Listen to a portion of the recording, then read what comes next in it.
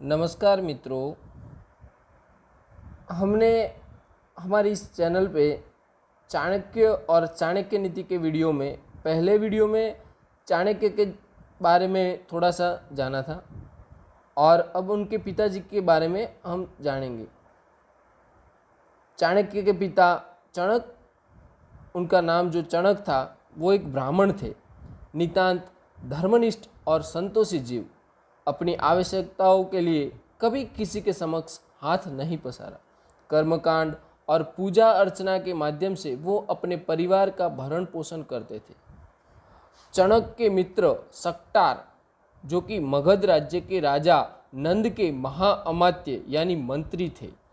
सक्टार अपनी योग्यता के बल पर नंद राजा के महाअमात्य बने थे, यानी कि महामंत्री बने थे। अपने मित्र चणक को भी उन्होंने राज्य में पुरोहिती दिलवा दी थी। एक बार चणक के घर साधु आए और उत्सुकतावश चणक ने अपने पुत्र चाणक्य का भविष्य उन साधुओं से पूछा।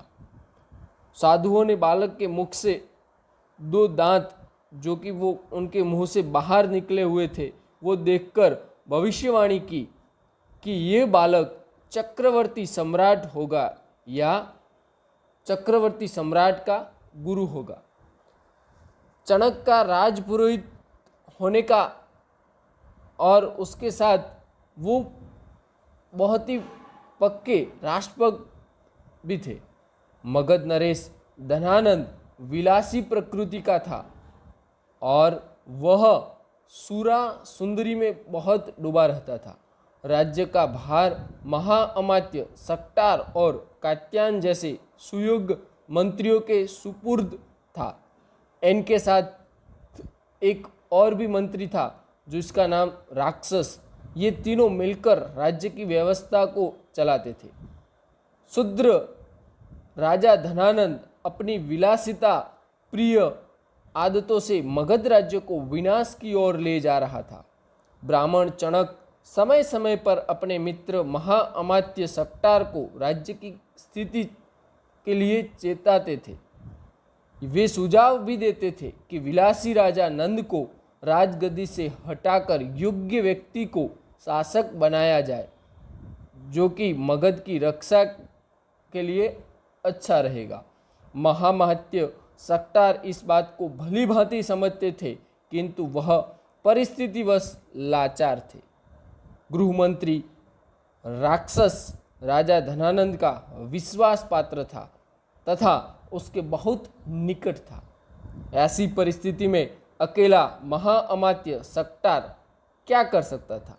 वह दिनों दिन मगध का पतन देख रहा था। दूसरी ओर राक्षस की निगाहें भी महाअमात्य के पद की ओर लगी रही थी, जिस पर सक्टार नियुक्त थे। वह सक्टार और चणक के विरुद्ध राजा नंद को बहुत उकसाता था और उनके कान भरता रहता था। राजा नंद भी महाअमात्य सक्टार को संदेह की दृष्टि से देखते थे। चणक भी कूटनीतिज्ञ थे और समय समय पर सक्टार को परामर्श देते थे। एक दिन अमात्य राक्षस ने महाअमात्य सक्टार और राजा पुरोहित ब्राह्मण चणक के विरुद्ध महाराजा धनानंद के मन में संदेह का बीज बो दिया। परिणाम स्वरूप चणक, सक्टार और सक्टार की पत्नी तथा पुत्री को महाराजा के आदेश से बंदी बना लिया गया और राक्षस को नया महाअमात्य घोषित कर दिया गया। ब्राह्मण चणक और सक्टार पर राजद्रोह का आरोप लगाया गया। महाराजा धनानंद सक्टार से अधिक स्पष्टवादी और उसकी विलासिताओं का विरोध करने वाले ब्राह्मण चणक से अधिक क्रोधित थे। अतः नियम कानून को त्याग कर राजा नंद ने मूर्खतापूर्ण आदेश दिया कि ब्राह्मण चणक का सिर सरकंडे से काटकर चौराहे पर लटका दिया जाए, ताकि अन्य नंद विरोधियों को भी सबक मिल सके। परंतु नया महाअमात्य राक्षस इस प्रकार के दंड के पक्ष में नहीं था, क्योंकि नीतिज्ञ राक्षस जानता था कि ब्राह्मण की हत्या से राज्य की प्रजा में रोष फैल जाएगा। नहीं अमात्य राक्षस ने ब्राह्मण चणक से आग्रह करते हुए सुझाव दिया कि वह महाराजा धनानंद से क्षमा याचना कर ले, मगर चणक राष्ट्रभक्त धर्मनिष्ठ ब्राह्मण थे। उन्होंने कहा कि भले ही जान चली जाए परंतु वह दुराचारी राजा के आगे क्षमा नहीं मांगेगी। राजा नंद क्रोध से पागल हो रहे थे कि तुच्छ ब्राह्मण उसकी सत्ता को ललकार रहा है, उसे विलासी और चरित्रहीन कहकर अपमानित कर रहा है। इधर ब्राह्मण क्षमा मांगने के स्थान पर राष्ट्र पर जान न्योछावर करने को तत्पर था। परिणाम स्वरूप ब्राह्मण चणक का शीश काटकर चौराहे पर लटका दिया गया। पूरे राज्य में हाहाकार मच गया। चारों ओर महाराज नंद और महाअमात्य राक्षस का आतंक कायम हो गया। पिता के बंदी बनाए जाने के पश्चात चाणक्य अपनी मां चणेश्वरी के साथ जंगल में भाग गया, क्योंकि उन्हें आभास था कि क्रूर नंद उन्हें भी बंदी बनाकर उनकी हत्या करवा देगा। वह भयानक बरसात और आंधी तूफान भरी रात थी।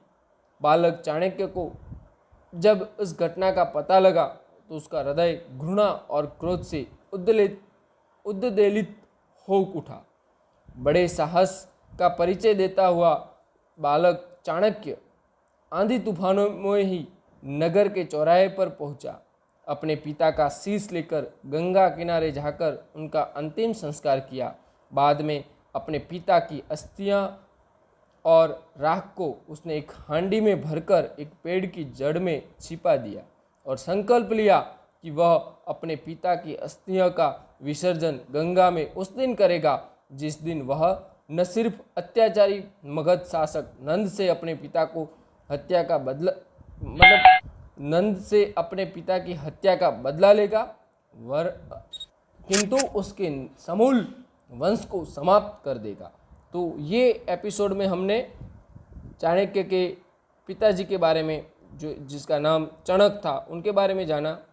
और चाणक्य की नीति के अगले वीडियो देखने के लिए बने रहे हमारी चैनल के साथ। डिजिटल अरविंद।